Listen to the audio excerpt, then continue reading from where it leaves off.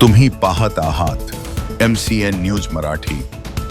शेगाव अकोट रोडवरील नायरा पेट्रोल पंपाजवळ एका दुचाकीस्वाराला इको कारने धडक दिल्याने झालेल्या भीषण अपघातात दुचाकीस्वाराचा जागीच मृत्यू झाल्याची घटना 16 डिसेंबरच्या दुपारी 12 वाजता घडली। बाळापूर तालुक्यातील लोहारा येथील राहणार शकील हमजा देशमुख वय 50 वर्ष हे लोहारा येथून शेगावकडे आपल्या मोटरसायकलने येत असताना शेगाव ते अकोट रस्त्यावर नायरा पेट्रोल पंपाजवळ एका भरधाव इको कारने धडक दिल्याने त्याचा जागीच मृत्यू झाला। त्यांना शेगाव येथील सईबाई मोठे सामान्य रुग्णालयामध्ये आणले असता वैद्यकीय अधिकारी इंगळे यांनी त्याला मृत घोषित केले। तर हसीन रब्बानी देशमुख वय 51 वर्ष हे गृहस्थ या अपघातामध्ये गंभीररित्या जखमी झाले आहेत।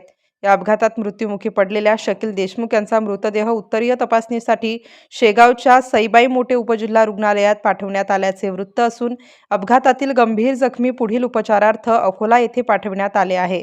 MCN न्यूज मराठीकरिता रवी शेगोकार, शेगाव।